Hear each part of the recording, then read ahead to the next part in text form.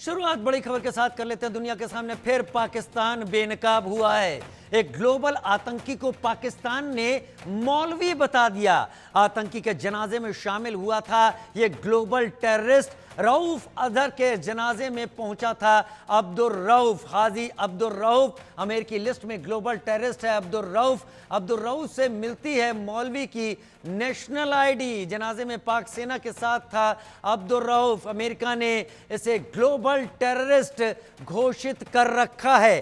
पाकिस्तान ने बड़े तरीके से कहा कि दरअसल ये तो एक मौलवी है, लेकिन जो उसकी डिटेल सामने रखी ये वही डिटेल्स हैं जिन डिटेल्स पर अमेरिका ने ग्लोबल टेररिस्ट घोषित कर रखा है।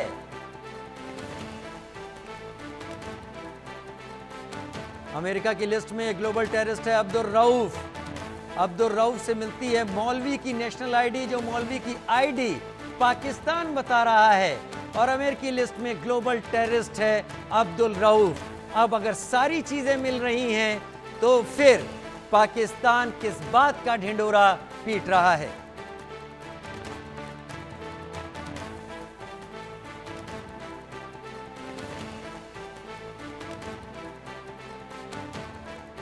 पाकिस्तान बड़े लंबे समय से अपने अंदर एक टेरर नेटवर्क को समाये हुए है और उस टेरर नेटवर्क को अच्छी तरीके से खाद और पानी देता रहता है। लेकिन पाकिस्तान की हमेशा कोशिश होती है कि जब वो किसी मामले में फंसने लगे तब वो बड़ी आसानी से इन्हें नॉन स्टेट एक्टर कह दे और अपना पल्ला झाड़ ले। लेकिन अमेरिका ने जिसे ग्लोबल टेररिस्ट घोषित कर रखा है, उस ग्लोबल टेररिस्ट से मिलते जुलते चेहरे को पाकिस्तान ने मौलवी बता दिया और कहा कि यह गलत पहचान है। लेकिन जब पाकिस्तान ने उसकी डिटेल दे दी तो उस पर रिसर्च नहीं की कि उन्हीं डिटेल्स के बेसिस पर अमेरिका ने अब्दुल रऊफ को ग्लोबल टेररिस्ट घोषित किया हुआ है।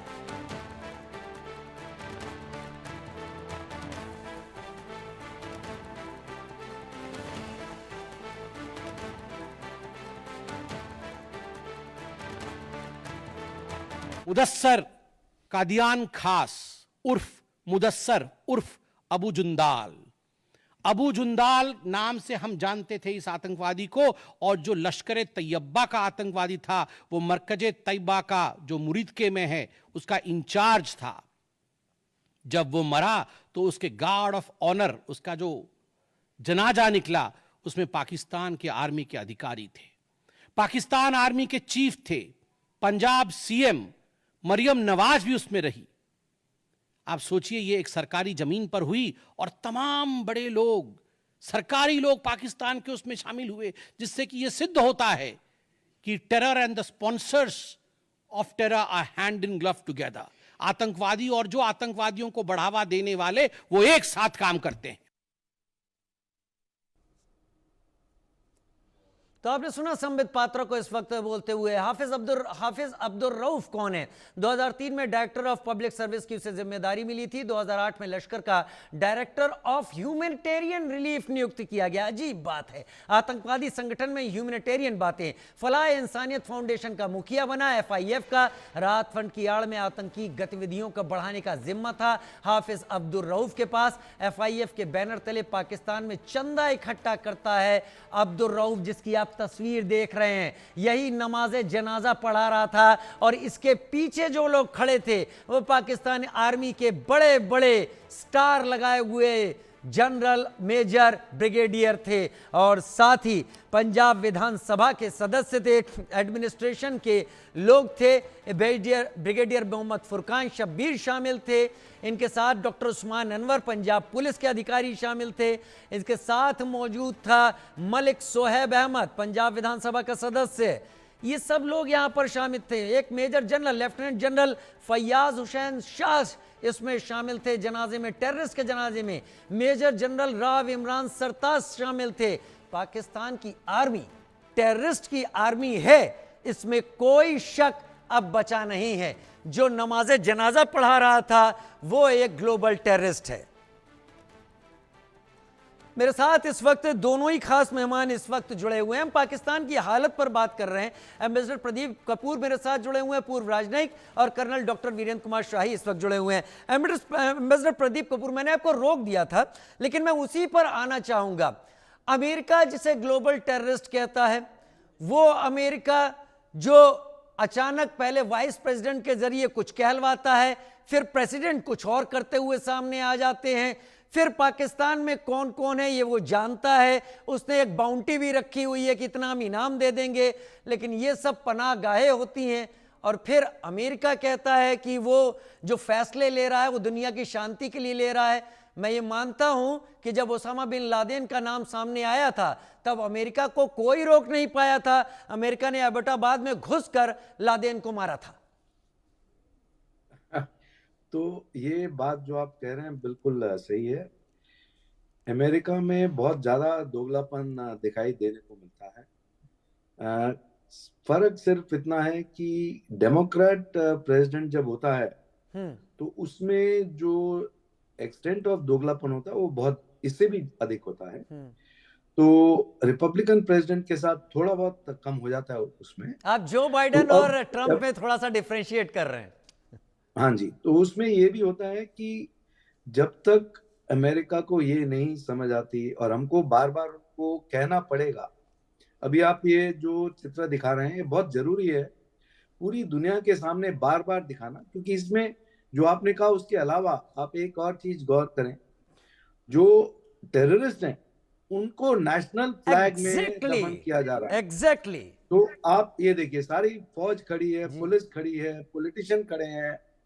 तो वो जो कहते हैं कि Pakistan is an army with a country, ये इससे जाहिर हो जाता है कि टेररिज्म ये उनका मोटो है और उनका जो मकसद है। और तो पूरी दुनिया को अगर हम ये बार बार कहते रहें और फिर अमेरिका को अगर समझ आए किसी समय पे कि जो ब्रेकिंग यूएस फोर्सेस हैं जो यहाँ पर भी शामिल हैं वो बहुत ओवरलैप है उनका ब्रेकिंग इंडिया फोर्सेस के साथ। तो इसी कारण उनको ये समझना जरूरी है कि एक साथ मिलके ये समझना है कि ये प्रॉब्लम जो है, ये समस्या जो है, ये उनकी भी इतनी ज्यादा समस्या है जो भारत के लिए भी है।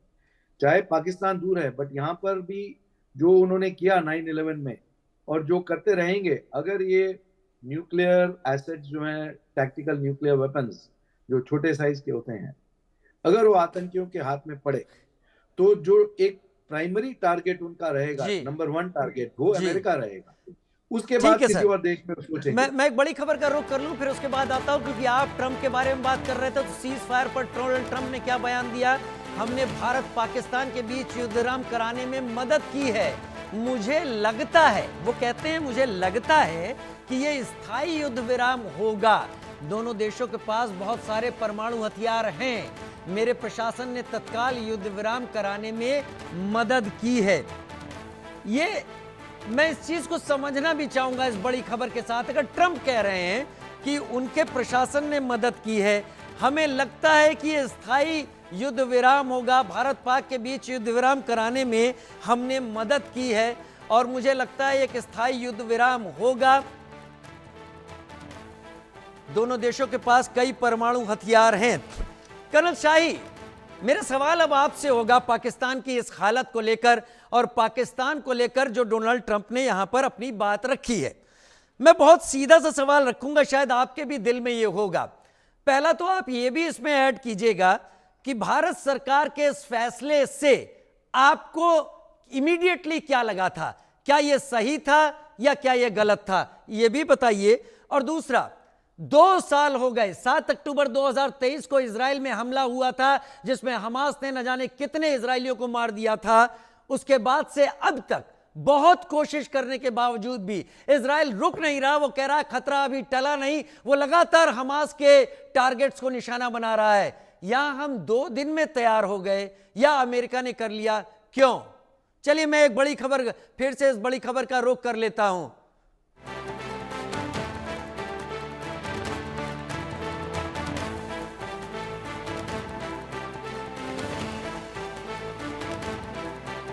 भारत पाक के बीच युद्ध विराम कराने में हमने मदद की। मुझे लगता है एक स्थायी युद्ध विराम होगा। डोनाल्ड ट्रंप ने यह बयान दिया, अमेरिका के राष्ट्रपति डोनाल्ड ट्रंप।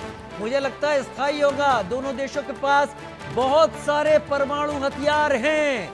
मेरे प्रशासन ने तत्काल युद्ध विराम कराने में मदद की है। डोनाल्ड ट्रंप इस बात का ढिंढोरा पीट रहे हैं मुझे लगता है ये स्थायी युद्ध विराम होगा। दोनों देशों के पास कई परमाणु हथियार हैं, ऐसा डोनाल्ड ट्रंप कह रहे हैं। मेरे प्रशासन ने दोनों ही देशों के बीच में युद्ध विराम कराने में मदद की है। मैं सोचता हूं कि यह स्थायी होगा।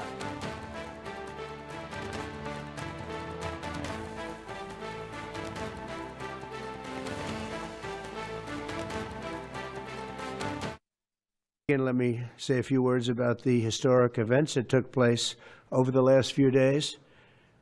On Saturday, my administration helped broker a full and immediate ceasefire, I think a permanent one, between India and Pakistan, ending a dangerous conflict of two nations with lots of nuclear weapons. And they were going at it hot and heavy, and it was seemingly not going to stop.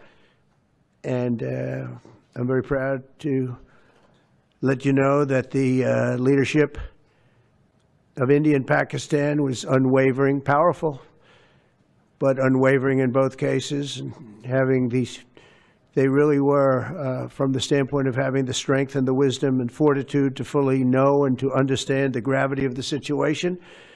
And we helped a lot. And we helped also with trade. I said, come on, we're going to do a lot of trade with you guys. Let's stop it. Let's stop it. If you stop it, we're doing trade. If you don't stop it, we're not going to do any trade. People have never really used trade the way I used it. That I can tell you. And all of a sudden they said, I think we're going to stop. And they have. And US president Donald Trump कह रहे थे कि मैंने दोनों ही देशों के बीच में युद्ध विराम कराने में मेरे प्रशासन ने मदद की और मैं सोचता हूं ये परमानेंट फंड होगा, ये स्थायी होगा। मेरे साथ इस वक्त कर्नल वीरेंद्र शाही, इस वक्त रिटायर्ड, इस वक्त जुड़े हुए हैं। कर्नल वीरेंद्र शाही, डोनाल्ड ट्रंप के इस बयान पर आप क्या कहेंगे? अब सवाल मेरा ये है, और दूसरा सवाल मेरा वही है कि इजराइल लगातार कह रहा है खतरा टला नहीं है, वो लगातार मार रहा है। भारत इस कॉन्फ्लिक्ट को आगे ले जा सकता था, लेकिन जैसा आपने डोनाल्ड ट्रंप का बयान सुना, इसमें डोनाल्ड ट्रंप ने बीच में आकर इसको रुकवाने की कोशिश की, मदद की। इजराइल को क्यों नहीं रोक पाया वो? कर्नल वीरेंद्र शाही। देखिए, इजराइल में उनके इंटरेस्ट और साउथ एशिया में उनके इंटरेस्ट में अंतर है, और अमेरिका के लिए मेरे ख्याल में उनकी प्राइम और पहली पसंद और पहला फैसला उनको अमेरिकन इंटरेस्ट में लेना है। तो एक तो इन दोनों चीजों को हमें अंतर समझना चाहिए। दूसरी ये बात कि जिस तरह से हमास को ईरान की सहायता मिल रही थी, जिस तरह इजराइल चारों ओर से मुस्लिम कंट्रीज से घिरा हुआ है, जिस तरह इजराइल का साइज है, और जिस तरह से इजराइल ने रिएक्ट किया है with back at the wall, उनकी परिस्थिति में हमारी परिस्थिति में अंतर है। दोनों कंपैरेटिव नहीं है। जहां तक सवाल है घुसकर एक परमाणु शक्ति के ऊपर हमला करने का, उसके बड़ी बार आज कई चैनल पर जिक्र आ रहा है। ये तो हर हफ्ते, हर 15 दिन में रशिया में घुसकर अटैक किए जा रहे हैं। तो मैं समझता हूँ ये इमोशनल स्लोगन्स और इन नारों में नहीं जाते हुए हमारी अपनी देश के लिए क्या उच्च है, क्या उच्चतम है, उस पर हमें फैसला करना चाहिए। जहां तक युद्ध का सवाल है, मैं तो JNK में रहता हूँ। यहाँ एक कम्युनल राइट कराने के लिए आपको सिर्फ एक जानवर, कोई भी एक जानवर इधर का उधर का चौक पर रखना होता है रात को मार के, और सुबह कम्युनल राइट शुरू हो सकता है। इसी तरह हमारे और पाकिस्तान के बीच में जैसे उन्होंने ये पहलगाम की हरकत की, कोई भी एक टेररिस्ट सिलसिला हो जाए तो एक युद्ध की हालत बन सकती है। नहीं, अब तो आपकी बात मैं मान भी सकता हूं कि भारत ने भी कह दिया any act of terror is an act of war. That means हमने अपने खिड़की दरवाजे खुले रखे हैं। हमने ऑपरेशन सिंदूर को बंद नहीं किया है। हमने इंडियन इंडस वाटर ट्रीटी को जो सस्पेंड कर दिया था या अबेंस में कर दिया था, उस पर कोई तब्दीली नहीं की है। हमने जो आवाजाही बंद की थी, पाकिस्तानियों की वीसास बंद किए थे, उसमें कोई तब्दीली नहीं की है। हमने जो ट्रेड उनसे बंद किया हुआ है, उसमें कोई तब्दीली नहीं की है। अगर सिर्फ गोली गोले चलाने को ही आप युद्ध मानते हैं, तो वो पूरी जो कोल्ड वॉर की थ्योरी होती है, संसार ने दशकों देखा है, कर्नल उसका कर्नल तो कर्नल खत्म शाही, हो आप जाएगा। आप आप बहुत बहुत मार्के की बात कह रहे हैं। आईडब्ल्यूटी को अबेयंस में डालना भी एक ऐसा वॉर है जिसका जवाब शायद पाकिस्तान के पास नहीं होगा, और दूसरे डिप्लोमेटिक तरीके से पाकिस्तान को जो मारा गया है वो भी। लेकिन एम्बेसडर प्रदीप कपूर, मैं आपसे थोड़ा सा सवाल एक अमेरिका सेकंड, को लेकर एक समझना सेकंड, चाहूंगा, एक क्योंकि सेकंड, एक बात में लास्ट सेंटेंस में कहूंगा, इन सब तरीकों के पास और इन सब तरीकों के बावजूद सशस्त्र युद्ध करने में हमें किसने रोका है? ये जो टेम्परेरी स्टॉपेज ऑफ हॉस्टिलिटीज है, ये कब रिज्यूम करना चाहें, वो शक्ति भी हमारे पास है, वो संभावना भी हमारे पास है, वो वेपन्स ठीक भी है हमारे पास हैं। जी। तो हम क्यों एक झिझका रहे हैं और संसार को बताना चाहते हैं कि हम वॉर मॉन्गर्स जी हैं? ठीक है, भारत ने देखते कम से हैं कम ये चीजें बहुत क्लियर कर दी दुनिया के सामने। लेकिन एम्बेसडर प्रदीप कपूर, पाकिस्तान की जहां तक बात है, भारत पाकिस्तान के टेरर इंफ्रास्ट्रक्चर, चलिए मेरे साथ मेरे सहयोगी संजय शर्मा इस वक्त जुड़ गए हैं। संजय बताइए, जो अभी डोनाल्ड ट्रंप का बयान सामने आया, उसको लेकर सरकार के गलियारों में क्या है? देखिए, अमेरिकी राष्ट्रपति डोनाल्ड ट्रंप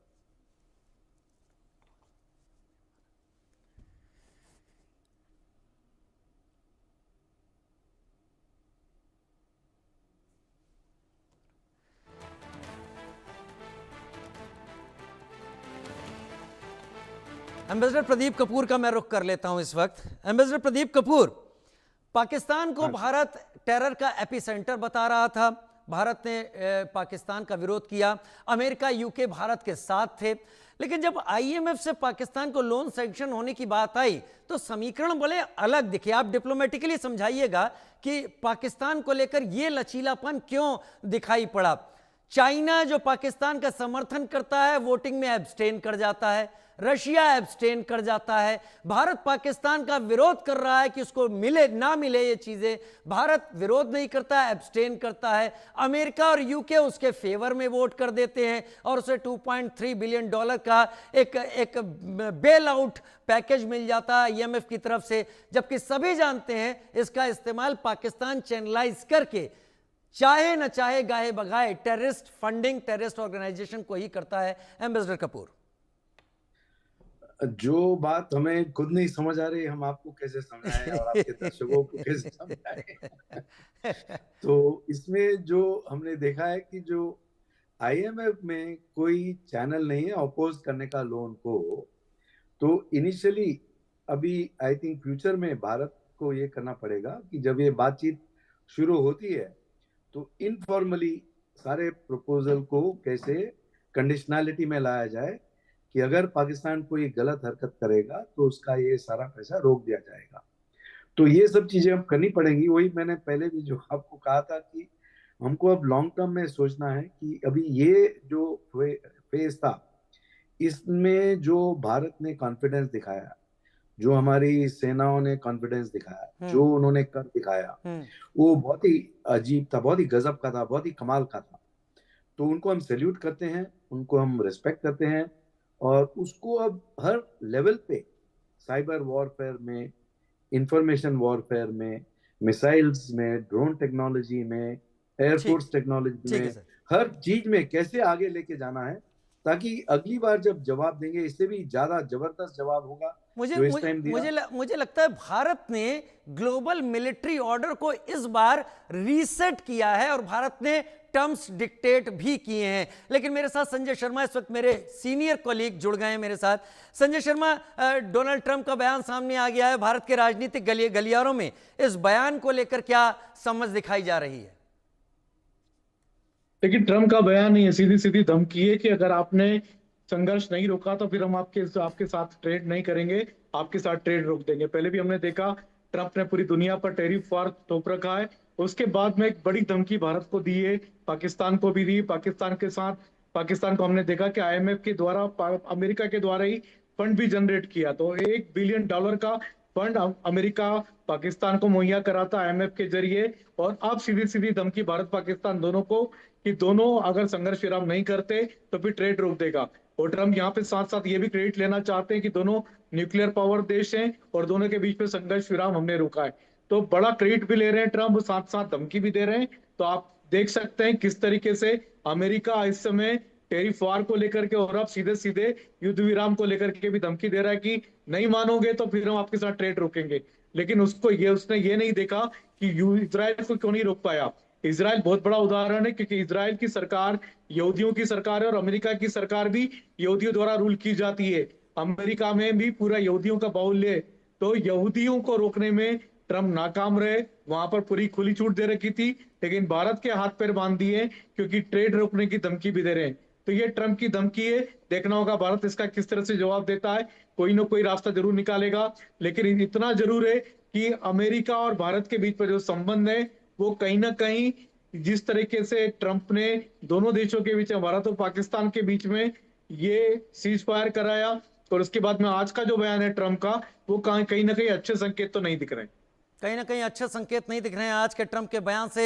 यानी हमारे सीनियर एडिटर संजय शर्मा इसका एनालिसिस इस फॉर्म में यहां पर कर रहे हैं कि अच्छे ये बयान यहां पर नहीं दिखाई दे रहे हैं। लेकिन अब मेरे पास समय कम है। बहुत धन्यवाद आप तीनों का मेरे साथ समय निकालकर जुड़ने के लिए। एम्बेसडर प्रदीप कपूर, कर्नल शाही और संजय शर्मा, आपका भी।